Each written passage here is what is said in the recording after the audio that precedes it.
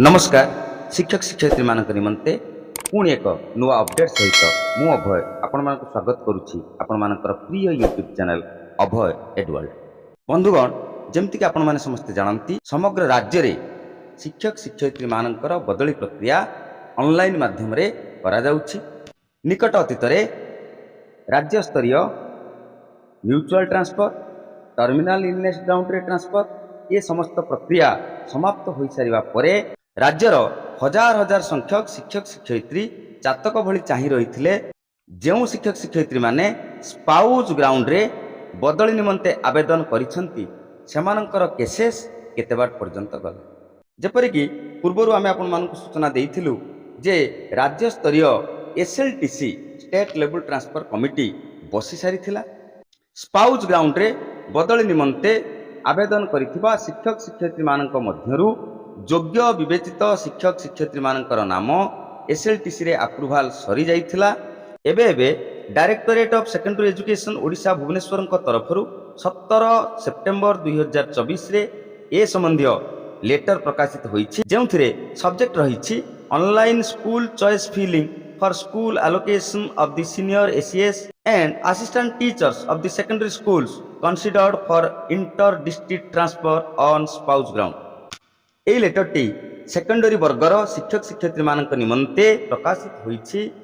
রাজ্যর senior ACS হেডমাস্টর্স এবং আসিস্টান্ট teachers মানে সেকেন্ডারি বর্গর যে মানে স্পাউজ গ্রাউন্ডরে इंटर डिस्ट्रिक्ट ट्रांसफर पाई आवेदन करथिले जे मानकर एप्लिकेशन को एसएलटीसी रे अप्रूव करा जाइछि सेमानक निमंते school choice filling option available हो जाउछि।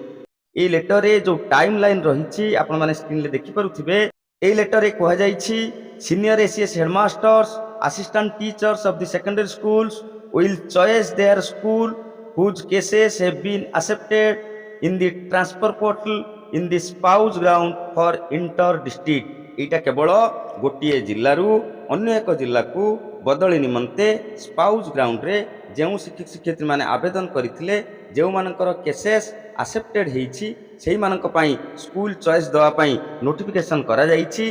स्कूल चॉइस फिलिंग करिवार स्टार्ट डेट रहिछि।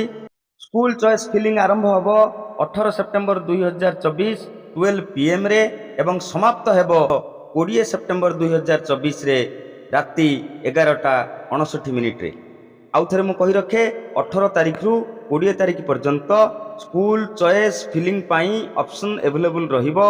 18 तारिख 19 तारिख 20 तारिख एई 3 दिन मध्य जो शिक्षक शिक्षयित्री मानकर cases online teacher transfer portal ले एक्सेप्टेड होईछि सेही माने केवल चॉइस फिलिंग करि परिबे। एथिरे कहा जाउछि आपण केवल स्कूल चॉइस टी दे देले हबो नाही ताको आपनकू सेव ऑप्शन को मारिया पई पड़िबो।